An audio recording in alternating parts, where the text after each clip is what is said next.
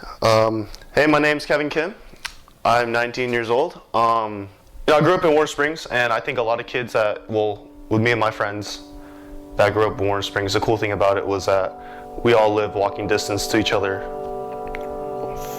10 minutes at most. Some of my best friends, we all would just like meet up at one place, and we took a lot of pride living there in Warren Springs. I think a lot of families kind of knew that with our friends because my parents wanted to move when I was a little kid, but they knew like a lot of my friends and a lot of my connections in terms of just staying happy was in Warren Springs, and even some of my other friends, their parents didn't want to move just because, hey, this is Warren Springs. Warren Springs was home. This is home for them, so yeah.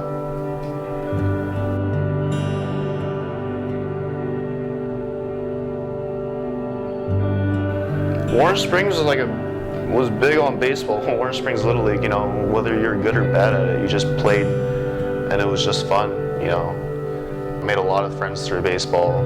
I think almost every single one of my friends from Warren Springs played baseball, and it was pretty big there.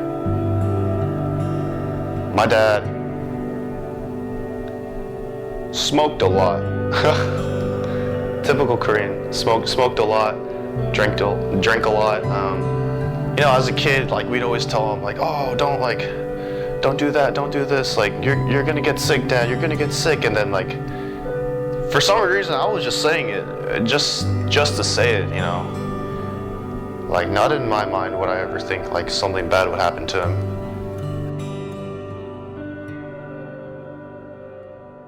Then I remember when I was middle school one day, he started feeling like really sick. He started feeling some chest pains. He had a heart attack, I think, sometime around there, and things just got pretty serious.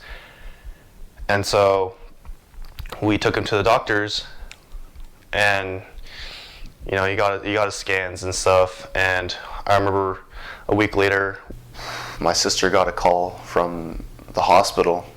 The doctor called my sister because parents couldn't speak English, so all the contact information go to my sister, and she was like, oh, hello, and then the only thing my sister says, okay, all right, okay, and that was it. My dad was like, oh, was that the doctor? Was that the hospital? What'd they say? And my sister was like, oh, well, you're diagnosed with pancreatic cancer.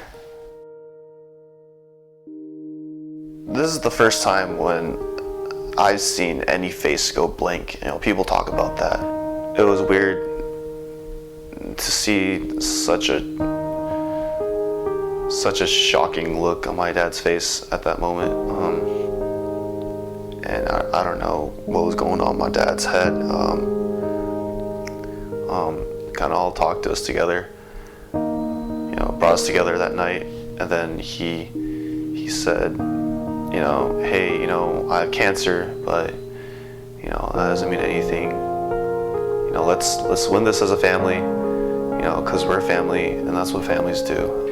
And I remember kind of walking upstairs, putting a blanket over my head.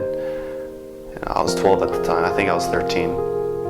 And I remember crying myself to sleep. We all had to be a bit tougher than we were before. And it was like that for a long time, for a good 3 years when I was in high school. At the time, I thought he looked fine. The guy was walking real well, and he was getting up in the morning, exercising, eating healthy. It seemed like it was gone, but I guess in the top of his mind, back of his brain, he knew, I'm gonna die soon. I was in the car with him one night, and we're just talking. I remember I asked him like when he met my mom and just stuff like that, and then I remember he told me like all this stuff, like he met my mom through his friends and stuff, and then right after that, he said, hey, you know, when I leave, you got to be man of the house. I was like, you got to take care of your mom, okay? And I was like, what is that supposed to mean? Like, why are you telling me this, man? I'm 15. And,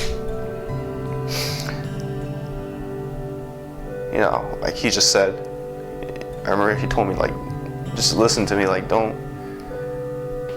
do anything stupid. Make sure, like, because when you become man of the house, like, you make damn sure, like, everything's okay? I was like, all right. I think a month later, right after that conversation, you know, he started getting real bad, really drastically. He got jaundice, you know, his eyes were yellowing. He had to lay in bed all day. When I saw my dad like that, it kind of broke me. Like you can't even walk anymore, man.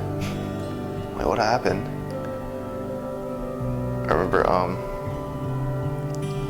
like, sitting next to him in bed one day while he was, like, laying down, kind of just laying through life. I asked him, like, hey, like, so how much time do you think you have left? And then he said, honestly, I think I got 3 weeks. I think that's the first time I ever cried with my dad. That's the only time. And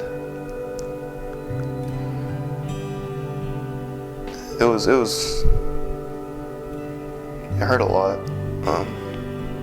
to know this guy that's right next to me is gonna pass away in about a couple weeks. And then I went to the other room, and then he called my sister right after.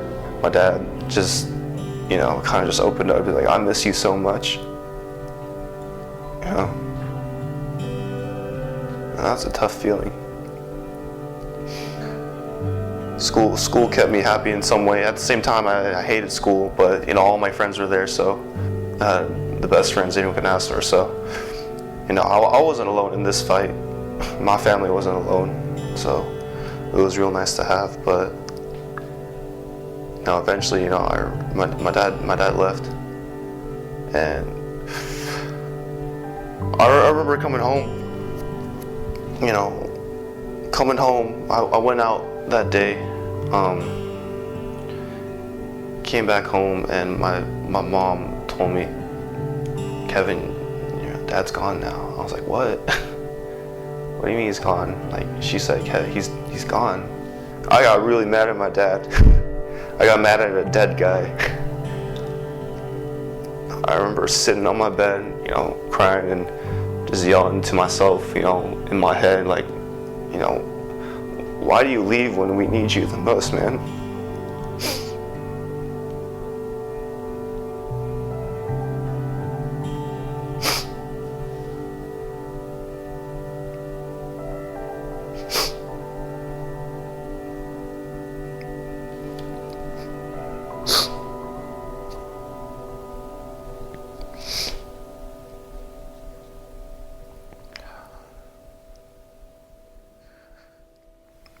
Years later, I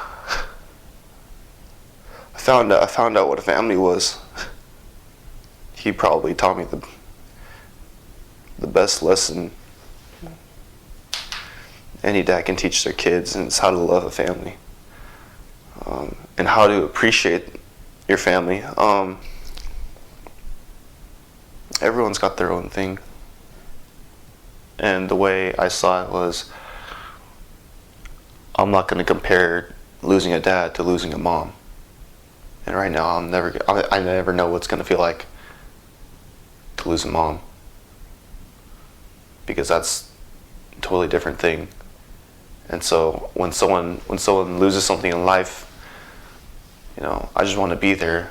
I don't want to be the guy that's saying, I know how you feel, because I don't know how you feel. It kind of made me realize there's a lot more people that go through, you know, even the worst stuff. And there's a lot of people that can look up to you at the same time.